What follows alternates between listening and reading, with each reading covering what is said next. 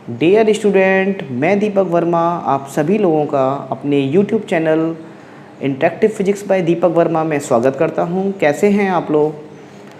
जैसा कि हम लोग लास्ट टाइम इलेक्ट्रिसिटी के लेक्चर कंटिन्यू करते हुए आ रहे हैं, तो आज का जो हमारा टॉपिक रहेगा वो है कॉम्बिनेशन ऑफ रेजिस्टेंस। कि रेजिस्टेंस को हम किस कॉम्बिनेशन में हम रख सकते हैं, क्या इफ़ेक्ट रहता है, ये सब कुछ आज हम स्टडी करने वाले हैं और बहुत मज़ा आने वाला है। रियली आप पूरा वीडियो को देखिए, एंड तक देखिए और काफ़ी कंसेप्चुअल है। आज मैं आप लोगों को जो कंसेप्ट बताने वाला हूँ वो लाइफ टाइम काम आने वाले हैं, कभी भी आप उनमें गलती नहीं कर पाएंगे। ये मेरा आप लोगों से वादा है। अगर आप लोगों ने ज़रा भी वीडियो को ध्यान से समझा तो आप लोग ना आसानी से किसी भी टाइप के न्यूमेरिकल को सॉल्व कर लेंगे। तो आप लोग हेडिंग लगा लीजिएगा, कॉम्बिनेशन ऑफ इलेक्ट्रिकल रेजिस्टेंस।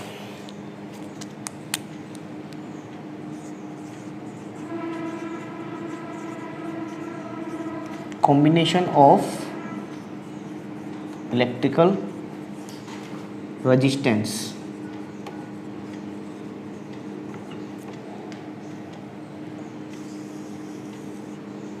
बेटा एक बात बता दूं मैं, यहाँ आप लोगों को यही मोटिव नहीं है कि बस इस कॉम्बिनेशन को पढ़ा रटना है, रटना नहीं है, हमें बिल्कुल समझना है और क्लियर करके क्रिस्टल होके हमें स्टडी करना है। यहाँ पर इलेक्ट्रिकल रेजिस्टेंस के कौन कौन से कॉम्बिनेशन होते हैं ये हमको यहाँ पर स्टडी करना है। तो अगर मैं इलेक्ट्रिकल रेजिस्टेंस की बात करूँ, हमें कॉम्बिनेशन की ज़रूरत क्यों पड़ी? मान लीजिए घर में कई सारी डिवाइसेस यूज़ हो रही हैं, लाइक मैं बात करूँ एसी, रेफ्रिजरेटर, वॉशिंग मशीन और भी कई सारी इलेक्ट्रिकल डिवाइसेस हैं, उनको मैं यूज़ कर रहा हूँ। तो मैं इतना रेजिस्टेंस एक बार मैं कैसे क्रिएट करूँगा? तो उसके लिए कुछ ना कुछ कॉम्बिनेशन रहेगा, तो वही कॉम्बिनेशन की हम बात करेंगे।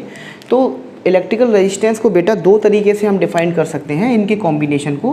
पहला कॉम्बिनेशन है उसको बोलते हैं सीरीज़ कॉम्बिनेशन,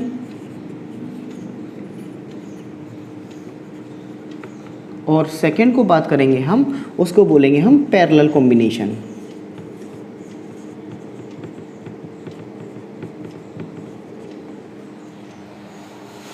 एक बात ध्यान से फिर से समझ लेना, दो कॉम्बिनेशन की अभी मैंने बात की है, सीरीज़ कॉम्बिनेशन और सेकंड है हमारा पैरेलल कॉम्बिनेशन। बेटा जो चीज़ बताऊं उसको ध्यान से समझना है आप लोगों को। सीरीज़ कॉम्बिनेशन की अगर हम बात करेंगे तो सीरीज़ कॉम्बिनेशन में दो चीज़ों का आपको ध्यान में रखना है। पहली चीज़ ये है कि जो आपका करंट है, बैटरी से जो भी करंट ड्रॉ हो रहा है वो हमेशा और हमेशा सेम रहेगा। और अगर मैं सेकंड बात करूं, वोल्टेज जो है that mean potential difference, voltage को पोटेंशियल डिफरेंस कहते हैं। तो वोल्टेज जो है वो हर रेजिस्टेंस के लिए वेरिएबल रहेगा यदि वो रेजिस्टेंस सीरीज़ में अटैच हैं। ये बात आपको ध्यान में रखना है और कभी नहीं भूलना है इस चीज़ को। अपनी चाहे नोटबुक में आप नोट कर लीजिए कि सीरीज़ कॉम्बिनेशन में करंट हमेशा और हमेशा सेम रहेगा। लेकिन बात करेंगे हम वोल्टेज या पोटेंशियल डिफरेंस की, तो पोटेंशियल डिफरेंस हमेशा वेरिएबल रहेगा, दैट मीन वेरी करेगा वो। वहीं अगर हम बात करेंगे पैरेलल कॉम्बिनेशन की, तो पैरेलल कॉम्बिनेशन में भी दो बात ध्यान में रखनी है। पैरेलल कॉम्बिनेशन में जस्ट इसका अपोजिट है, यहाँ पर करंट सेम था तो यहाँ पर पोटेंशियल डिफरेंस यानी कि वोल्टेज सेम रहेगा। यहाँ पर वोल्टेज वेरिएबल है तो यहाँ पर करंट वेरिएबल होगा। अब voltage same, current variable, current same, voltage variable, voltage same, इसका मीन क्या है ये अभी क्लियर होने वाला है आप लोगों को। बस आपको ये दिमाग में रखना है कि सीरीज़ कॉम्बिनेशन में मैं बताऊंगा किस तरह से सीरीज़ में करंट सेम हो रही है, किस तरह से वोल्टेज यहाँ पे डिवाइड हो रहा है। तो सीरीज़ कॉम्बिनेशन में करंट हमेशा और हमेशा सेम रहती है। ये बात आप लोग ध्यान रखना। ज़िंदगी में कहीं पर भी इस टाइप का न्यूमेरिकल मिल जाए, कंसेप्ट मिल जाए, हमेशा ये दिमाग में रखना कि सीरीज़ कॉम्बिनेशन ऑफ सर्किट में रेजिस्टेंस की बात करें तो हमेशा और हमेशा करंट सेम रहेगा, लेकिन पोटेंशियल डिफरेंस वेरी करेगा। वहीं अगर मैं बात करूं पैरेलल कॉम्बिनेशन की, तो पैरेलल कॉम्बिनेशन में वोल्टेज हमेशा और हमेशा सेम रहेगा, लेकिन करंट जो है वो वेरी करेगा। इतनी चीज़ों को आप लोग नोट कर लीजिए।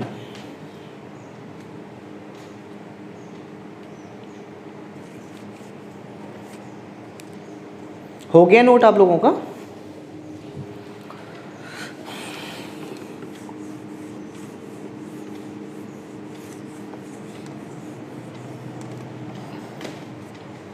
हेडिंग लगा लीजिएगा सीरीज कॉम्बिनेशन ऑफ रेजिस्टेंस।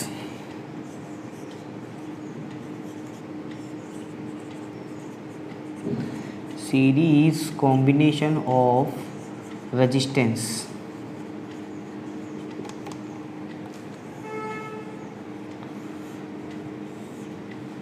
अब सीरीज कॉम्बिनेशन ऑफ रेजिस्टेंस की बात हो रही है तो सीरीज कॉम्बिनेशन में मैंने दो चीज़ बताई थी आपको। एक तो पहले नंबर पे करंट सेम बताया था, दूसरे नंबर पे पोटेंशियल डिफरेंस वेरी करता है। कैसे? सीरीज कॉम्बिनेशन ऑफ रेजिस्टेंस का मतलब क्या हुआ? मान लीजिए ये हमारे सामने एक रेजिस्टेंस है, ओके, जिसका मैग्नीट्यूड बोले या जिसका जो वैल्यू है वो R1 है, यानी R1 ओम का एक रेजिस्टेंस हमारे सामने लगा हुआ है। अब सीरीज कॉम्बिनेशन का मतलब क्या हुआ कि इस रेजिस्टेंस के ये जो मैं ब्लैक मार्कर से हाईलाइट कर रहा हूँ, ये पॉइंट और ये पॉइंट, यानी ये दो पॉइंट, इनके एंड टू एंड पॉइंट से एक और रेजिस्टेंस ऐड हो। दैट मीन इसका एंड पॉइंट ये रहा और इसी का एक और एंड पॉइंट ये रहा। तो मान लीजिए एक और रेजिस्टेंस मेरे सामने यहाँ पर मैंने ऐसे अटैच कर दिया। इसका मतलब क्या हुआ कि इस R1 वाले रेजिस्टेंस से ये जो R2 वाला रेजिस्टेंस है वो एंड टू एंड कनेक्ट हो रहा है। इसका मतलब इस R1 का एंड यहाँ पर हो रहा है और इस R2 का एंड या R2 की बिगनिंग यहाँ से हो रही है, यानी बिगनिंग और एंड मतलब एक साथ जुड़े हुए हैं, एक सीधी लाइन में है। उसको हम क्या बोलेंगे? सीरीज कॉम्बिनेशन, यानी एंड टू एंड उनके जोड़े हुए हों। अब देखिए यहाँ पर R1 का एंड हो रहा है, R2 की बिगनिंग से कनेक्ट हो रहा है। इसी तरह से अब ये R2 का ये एंड हो गया, यहाँ पर कोई एक और रेजिस्टेंस आप लोग लगा लेते हैं R3, तो उसकी बिगनिंग और इसका एंड कंजिक्यूटिवली हो रहा है। तो इस तरह के कॉम्बिनेशन को हम बोलेंगे सीरीज कॉम्बिनेशन। अब ध्यान से समझना, मैं मान लो दो रेजिस्टेंस का ही एग्जांपल लेके चलता हूँ। एक रेजिस्टेंस है मेरे सामने R1 ओम का और दूसरा रेजिस्टेंस है मेरे सामने R2 ओम का। अब भैया आपसे बोला गया कि ये लो भैया आप इनको सीरीज़ में लगा दो, ठीक है, सीरीज़ में लगा दिया। अब इफेक्टिव करंट क्या रहेगा या फिनोमिना क्या रहेगा, इनका इक्विवेलेंट कितना बनेगा, आप लोग कैलकुलेट करिए। आपसे बोला गया, अब आप करेंगे क्या कि R1 और R2 आपके सामने सीरीज़ में कनेक्ट है। अब देखिए सीरीज़ में कनेक्ट होने के बाद में ये किसी बैटरी से भी कनेक्ट होंगे। मान लीजिए ये आपने एक बैटरी लगाई है और ये 20 वोल्ट की बैटरी है, ओके। ये 20 वोल्ट की बैटरी है और R1 R2 कॉम्बिनेशन है, वो हमें दिखाई भी दे रहा है सीरीज़ कॉम्बिनेशन है। क्यों सीरीज़ कॉम्बिनेशन है? एंड टू एंड ये कनेक्ट भी हो रहे हैं। अब देखो बेटा, इस बैटरी से करंट ड्रॉ होगी, इस बैटरी से करंट ड्रॉ हुई मान लीजिए I अमाउंट की, यानी I एम्पियर करंट इस बैटरी से जितने भी वोल्ट की हो सकती है, मैंने I मान लिया। यहाँ पे 10 वोल्ट की बैटरी है, कितनी भी करंट ड्रॉ हो रही है, या 20 वोल्ट की मैंने मान लिया I एम्पियर करंट फ्लो हो रही है। तो ये I एम्पियर की करंट फ्लो हुई और फ्लो होते होते होते होते इस R1 सर्किट में पहुंची। अब देखिए इस करंट को कोई और पाथ दिखाई दे रहा है? बोलिए। करंट ये जो वायर फॉर्म में ये कनेक्ट हैं, इन्हीं वायरों से होती हुई इस नेगेटिव टर्मिनल पे आ जाएगी, जहाँ से स्टार्ट होती है वहीं आके डिमिनिश हो जाती है, एंड हो जाता है उसका। तो ये I यहाँ पॉजिटिव टर्मिनल से स्टार्ट होगी और ये करंट चली चली और मैं चली और मैं चली, कहाँ चली? इस R1 में जाएगी। तो भैया ये बताओ R1 में कितनी करंट गई है? I। चलिए ये पहला स्टॉपेज इसका कंप्लीट हो गया। अब ये I चल रही है, फिर आगे बढ़ी, मैं चली, कहाँ चली? मैं R2 पे चली। दैट मीन R2 पे कौन आया, कितना चली? I चली। फिर R2 पे ये आई और ये फिर आई। इसका मतलब ये समझ में आ रहा है कि सीरीज़ में आपने यहाँ पर दो रजिस्टेंस लगा रखे थे और इन दोनों रजिस्टेंस में जो करंट आई है वो सेम फ्लो हो रही है। देखो दिखाई दे रहा है यहाँ पर कोई भी डाइवर्जन नहीं है, कोई भी क्रॉस नहीं है, ऐसा कुछ भी नहीं है। तो यहाँ पर आई करंट फ्लो हो रहा है, दैट मीन R1 और R2 में सेम करंट फ्लो हो रही है। तो हमने इसी बेसिस पे बोला था स्टार्टिंग में कि करंट सीरीज़ में हमेशा सेम रहती है। ये बात भी आपको समझ में आ गया होगा। अगर हम बात करें पोटेंशियल डिफरेंस की बेटा, तो देखो हर रेजिस्टेंस के अक्रॉस पोटेंशियल डिफरेंस वेरी करेगा। मैंने क्या बोला? हर रेजिस्टेंस के अक्रॉस पोटेंशियल डिफरेंस वेरी करेगा। हाउ? ये भी वोल्ट की बैटरी है, यहाँ रेजिस्टेंस की वैल्यू है R1, यहाँ रेजिस्टेंस की वैल्यू है R2, तो यहाँ के अक्रॉस अलग वोल्टेज होगा, यहाँ के अक्रॉस अलग वोल्टेज होगा, लेकिन दोनों वोल्टेज का सम यही होगा। देखते हैं कैसे। मान लीजिए यहाँ पर जो वोल्टेज है R1 ओम में, वो पोटेंशियल डिफरेंस मैंने माना V1 है। इस R2 वाले रेजिस्टेंस में पोटेंशियल डिफरेंस मैंने माना V2 है, यहाँ V1 और यहाँ V2।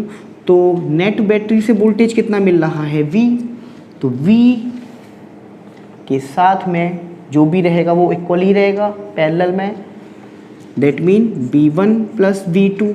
अभी पैरेलल और सीरीज अभी मत देखो, बस V के साथ में जितना बैटरी से वोल्टेज निकल रहा है उतना ही हमें वोल्टेज मिलेगा, बस आप ये दिमाग में रखना। तो V must be equal to V1 plus V2। मान लीजिए 5 वोल्ट की बैटरी है, तो यहाँ पे सपोज है 2 वोल्ट का है, तो यहाँ 100% 3 वोल्ट का हमें पोटेंशियल डिफरेंस मिलेगा, दैट मीन 3 + 2 = 5। और यहाँ पर भी 5 वोल्ट का वोल्टेज है। तो यहाँ मैंने माना V वोल्ट का अगर पोटेंशियल डिफरेंस है तो V = हो गया V1 प्लस V2, यानी B = V1 प्लस V2। अब V की वैल्यू अगर हम बोलेंगे तो ओम्स लॉ के अकॉर्डिंग कितना होगा?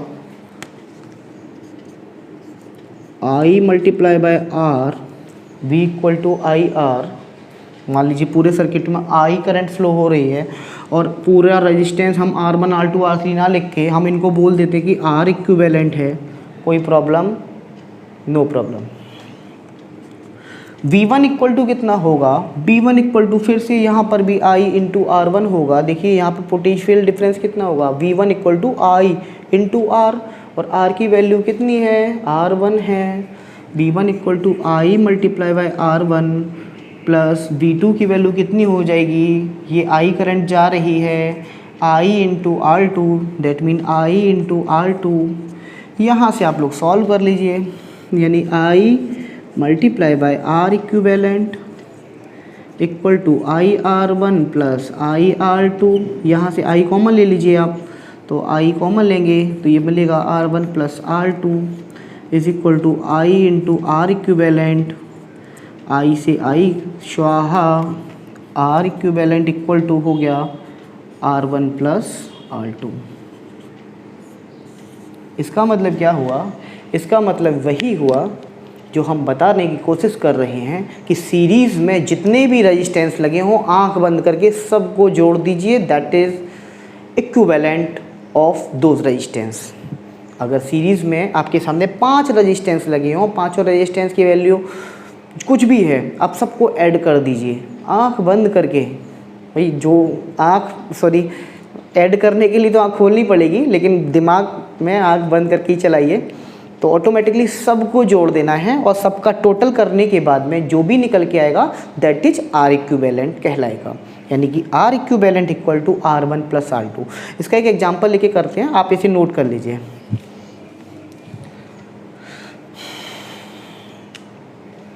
मेहनत कर ले बच्चे, मेहनत कर ले, तो ये मेहनत का फल ज़रूर मीठा मिलेगा। रफ करूँ इसको मैं? मेहनत करना नहीं चाहो तो कैसे काम चलेगा भाई?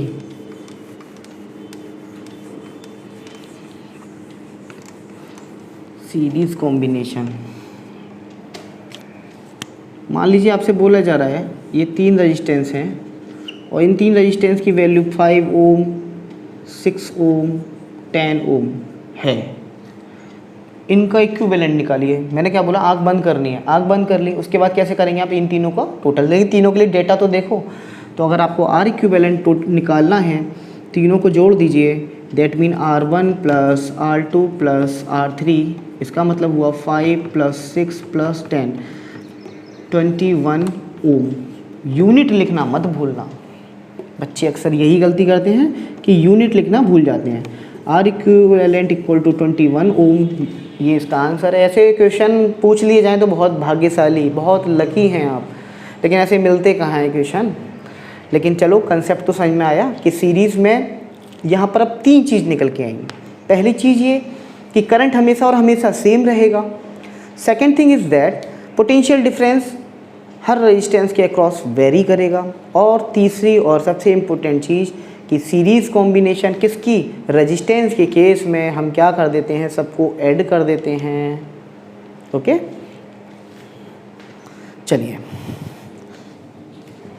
सिंपल सा डेटा का न्यूमेरिकल है।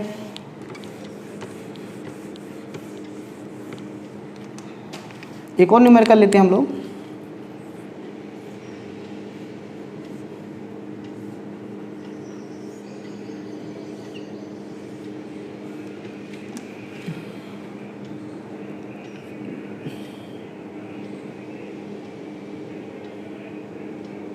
मान लीजिए ये 5 ओम है एंड दिस इज़ 10 ओम, और ये आपका 20 वोल्ट की एक सपोजेड बैटरी है। आपसे बोल रहा है calculate the current drawn from this circuit. इस सर्किट में करंट कितनी फ्लो होगी, क्या है इस न्यूमेरिकल में। मान लीजिए मैंने आई करंट फ्लो हो रही है। अब मुझे ये दिखाई दे रहा है कि आई करंट यहाँ से जाएगी इस वायर के थ्रू, तो ये इस 5 ओम के रेजिस्टेंस में जाएगी। इस 5 ओम के रेजिस्टेंस को पार करने के बाद, क्रॉस करने के बाद में वो 10 ओम पे पहुँचेगी। 10 ओम पे पहुँचने के बाद वो सीधे सीधे आते आते ये नेगेटिव पॉइंट पे डिमिनिश हो जाएगी। नेगेटिव पॉइंट पे, नेगेटिव टर्मिनल पे वो ख़त्म हो जाएगी। इसका मतलब क्या हुआ कि यहाँ पर मुझे V की वैल्यू पता है 20 वोल्ट, और R इक्विवेलेंट है मेरे सामने 5 प्लस 10 दैट मीन 15 ओम। आपसे I पूछा है, आप लगा लीजिए Ohm's law, V equal to I into R equivalent. V पता है 20 वोल्ट, I आपसे पूछ रहा है R इक्विवेलेंट 15 ओम। यहाँ से I की वैल्यू आएगी 20/15, 5 3 ज़ा 5 4 ज़ा that mean 3 V/R। Okay, 3 4 3 1.33 approximate 1.33 या 1.34 एम्पियर।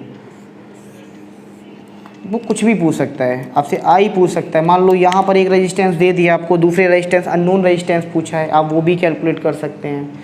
किसी भी टाइप का क्वेश्चन आ जाए आप लोग कर सकते हैं। तो सीरीज़ कॉम्बिनेशन मैं समझता हूँ बहुत अच्छे से आ गया होगा। जल्दी ही मेरा पैरेलल कॉम्बिनेशन का एक वीडियो आने वाला है, और पैरेलल कॉम्बिनेशन में कराने के बाद मैं सीधे कॉम्बिनेशन पे आ जाऊँगा, जो कि सीरीज़ और पैरेलल के कॉम्बिनेशन होंगे। Thank you very much. मेरे चैनल को आप लोग लाइक और सब्सक्राइब कर दीजिए, यही मैं आप लोगों से उम्मीद करता हूँ। Once again thank you very much.